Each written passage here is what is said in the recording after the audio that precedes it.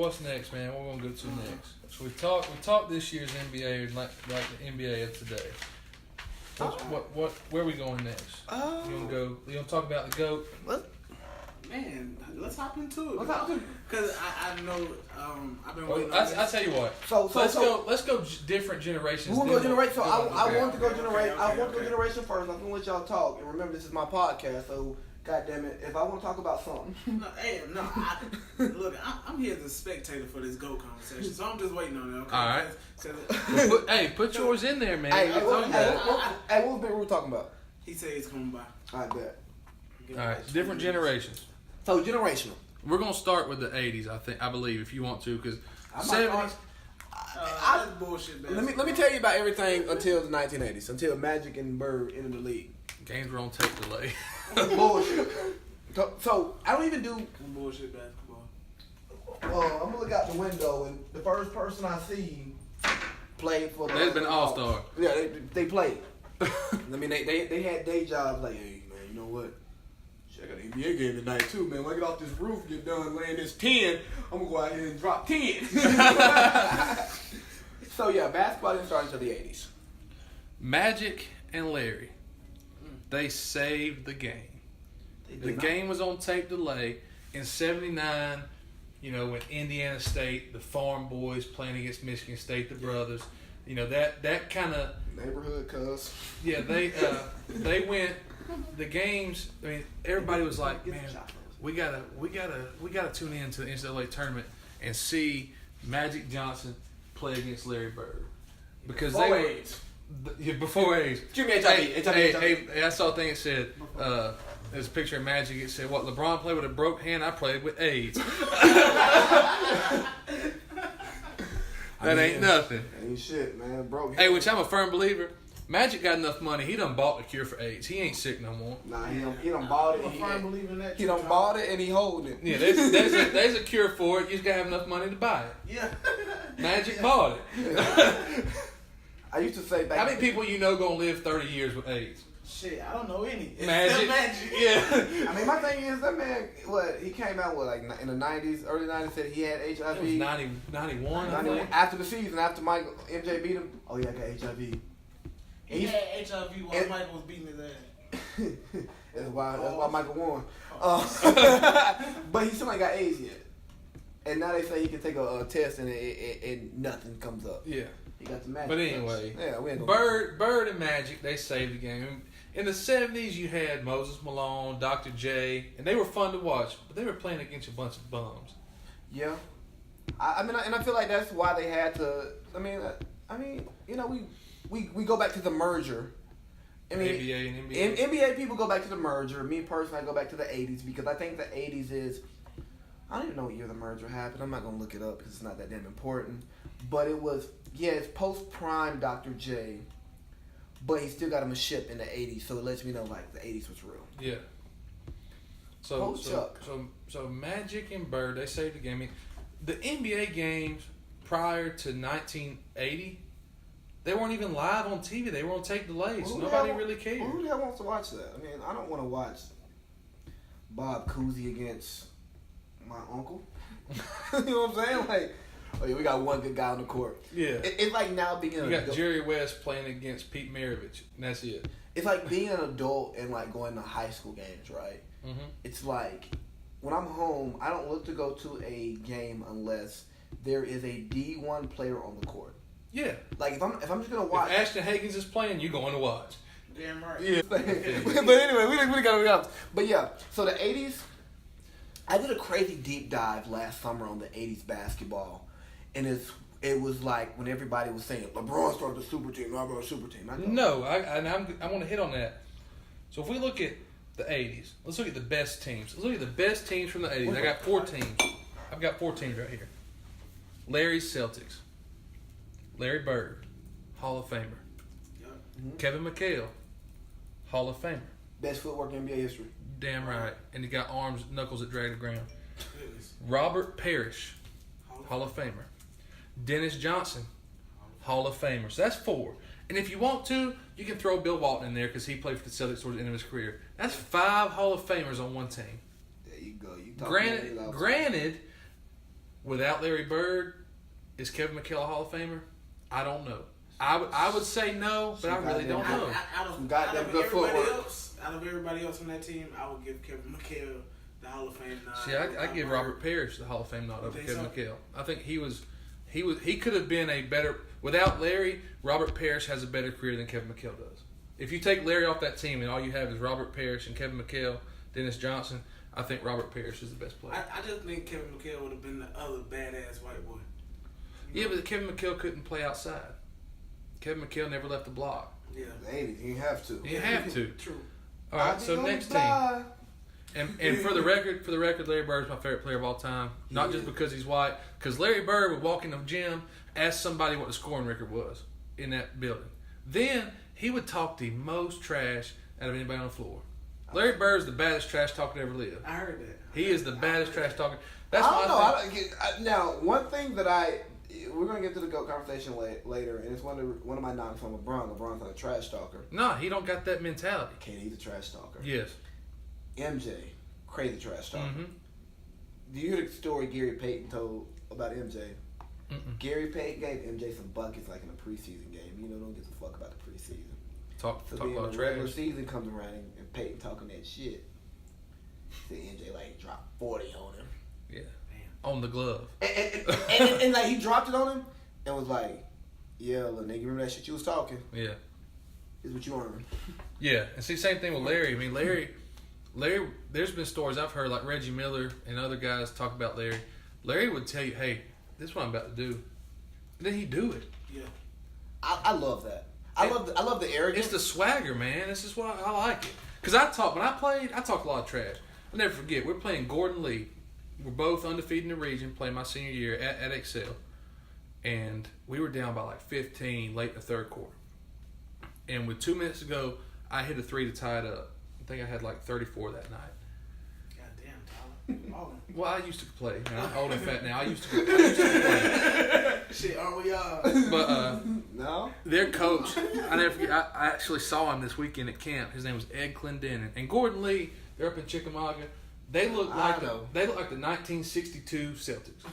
All white, but they could play. I mean, they moved the ball, they cut, they had a good guy inside. Princeton offense. Yeah, and I never forget it. It was in the corner that's closest to the entry at Excel's gym.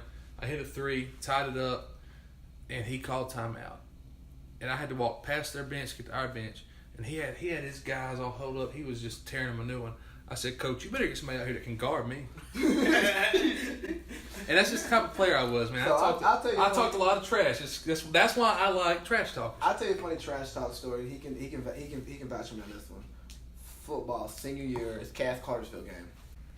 So yeah, we were just telling stories that I can't say on the record because I do care about my reputation. But yeah, we're talking about different generations. What we love about the 80s was that's when the NBA became real, and you got Larry Legend talking all that cash money shit. The hick from French Lick, the baddest white boy to ever live. And Magic was still giving him the business. Are we considering Dirk white? No. He's European. Larry Bird is the baddest white man ever lived. You sit over there and hug. No. See, think about Larry Bird's white. Dirk's European. There's a difference. All right, so you got 5 Hall of Famers if you count Bill Walton on Larry's Celtics in the 80s. I mean, it's just unbelievable talent. One of my boys interviewed Bill Walton. Bill Walton's cool, man. I like Bill Walton. Sean. So then you go out west. You got the blue collar white boys on Larry's Celtics team. Then you got the Showtime Lakers. Fucking all the hoes. So you got Magic. That's why he's sick, because he was hitting all of them. Kareem, arguably the greatest offensive player to ever play. Assalamu alaikum. James Worthy. Big game James. Hall of Famer. That's 3. Bob McAdoo. Hall of Famer. Michael Cooper. I don't think he's in the Hall of Fame. I don't know. I don't think so. But he was a heck of a player. Yeah, then you got Jamal Wilkes. Wilkes got in. Hall of Fame. Hall of Fame. So find out if Michael Cooper got in, and if he he did, that's 6 Hall of Famers on the Showtime Lakers. We usually don't fact check, but I'm just saying. Well, no, I've done a deep dive on this, so I don't see him as a Hall of Famer. See, and I didn't think about Michael Cooper. So let me read off Michael Cooper though. 5-time All Defensive first team, 3-time All Defense second team. Come on, bro. He's not a Hall of Famer, but my God, he's a hell of a player. He's an all-star. He can ball. Yeah. You got he can guard you. yeah. So you got 5 Hall of Famers and then one of the best defenders of the '80s on the same team. That's the Showtime Lakers. They went to the finals 9 out of 10 years in the '80s. 9 times. How many times they played the Celtics? What was it? 4 or 5, whatever it was. Let's see. I got it pulled up right now. Give me a second. In the 80s, the Lakers played the Celtics. God damn. They didn't play till 84, which is funny. 1, 2, 3. No, not 3. 3. They had to play more. They had to play more than that because Larry won 3. I know. No, Larry won 3, but remember, so he beat Houston in 81. He beat LA in 84. In 86, which is apparently the best Celtics team, he beat Houston. Okay, so Larry's 3-3 in the finals. Sure. Okay. I'll play doing that. So you got that's the Showtime Lakers, man. They were unbelievable. They up and down the floor, run and gun. They made basketball fun. They did, and then and then they brought in Hollywood like Dr. Jerry Buss, who was apparently a playboy, and they said like if him and Hugh Hefner in the room, he's bagging Shorty. Yeah, and then you got it's like the celebrities, the stars, Jack, Hollywood stars. baby. They're on they've got courtside seats. I mean, they made basketball. They made it. Why do you think fun. NFL bought them tickets in the 90s? Oh, for sure. I know. Bro, but they like. I don't know if y'all may have saw this, but they were talking about it on whatever TNT show is about like the way people play when they would see Halle Berry come in the game. I know what I would do. I had to walk the locker room. Shit. Just look at how LeBron played with Beyonce at the game. Or Rihanna. All right, so then you got the 76ers. And the reason I'm using these 4 teams that I'm about to use is the notion that these super teams have just now started is BS. Garbage. So you got the 76ers. Chuck, Charles Barkley, Okay. Hall of Famer. Dr. J, granted it was the end of his career, he was still really effective. And he got him a ring in '83 with the 76ers. before Chuck came down. Yeah. Yeah, the year before. That's like the year before. Right? Yeah. So you got Chuck, Hall of Famer, Dr. J, Hall of Famer. Moses Malone, Got me feeling like Moses. Hall of Famer.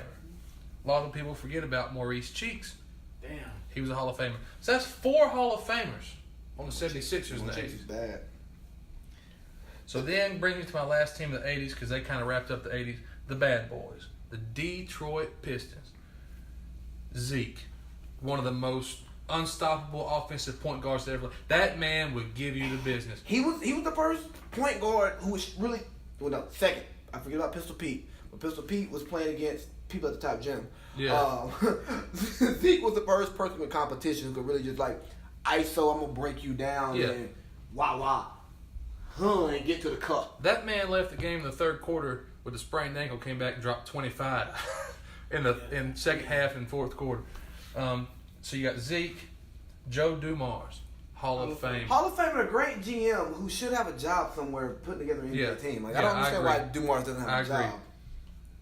Then you got Dennis Rodman, who is arguably, in my opinion, there's never been anybody that's a greater rebounder than Dennis Rodman. The man led the NBA in rebounds for like 13 or 14 straight years, and he was 6'7". Yeah, I mean, the worm. He was just a bad man. I would love to go on a binge with him, like go to Vegas with him on a bender. North Korea, he hangs out over there. I ain't go there. We can go to Vegas. We're gonna leave Rodman alone. He was just crying on TV. Was it? Yeah. But he was a bad man. Yeah, he was. And he would lock up your best player, and he led the NBA in rebounds. Don't fact check me on this because I'm not sure. I believe it was 14 straight years. Might be 13. I believe it was 14. That's why MJ had to go get him. So that's 3. Now this fourth one a lot of people don't know about. Adrian Dantley. He was a Hall of Famer. Adrian Dantley was good. So you got on the Bad Boys. What about Lambeer? Hell no. Lambeer good. No.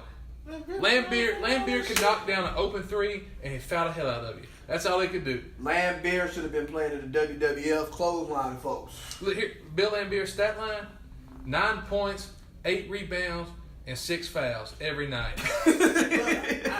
I just heard so much about him that I didn't really. Well, no, know. well, he was. It's because he was such a big part of that team. He's kind of like Draymond, bro. Yeah. He's like the guy who was like he was the grit, but then when you look at the numbers, you're like, oh wow, your legend is way bigger than like. He was your slow. He was white. Like I said, he could knock down. Man, I'm being real. I'm white. I can say it. He was white and he was slow. And he could knock down an open three, but I mean his job was just to be a bruiser. Yeah. So yeah, Bill Laimbeer, he's not a Hall of Famer. He was a big part of that team, but he's not a Hall of Famer. So those 4 teams. Let's see. Oh, let's transition to the shit 90s. 4, I can talk shit about the 90s. 4. So out of those 4 teams in the 80s, each team had at least 4 Hall of Famers.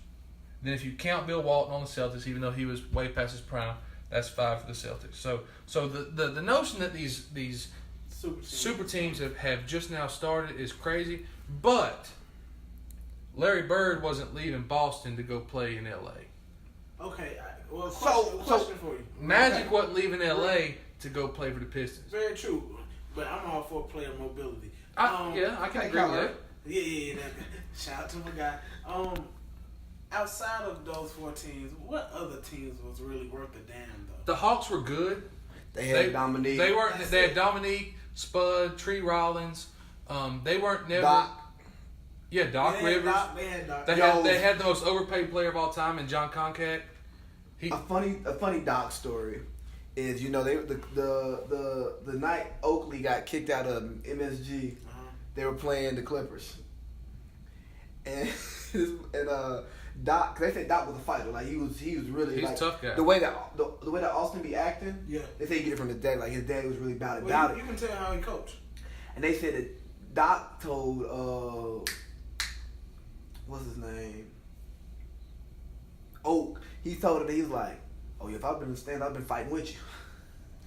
and then Oak said, I mean, you was just on the bench coaching. You was right there. You could just came up there. I mean, I just find that funny as hell. Nah, yeah. It is. I mean, so in the East, I mean, the Hawks were good. They weren't challenging the Celtics or the Pistons, but they were like, you got the first tier with the Celtics and the Pistons, which the Pistons didn't get there until like 87, 88. Right. But the Hawks were like the first team on that second tier. But you did have that young, hungry MJ. Yes. Who didn't know how to win. Who dropped 63 Who in was the wearing guard. this jersey right here and this chain right here. Yeah, we love that MJ. All right, we will talk about his ass later. Well, you just a hater, man. You an MJ hater, ain't you? No. We're going to find out in a little bit. No. If he was on Michael Jordan or I give. We're not going to talk about it.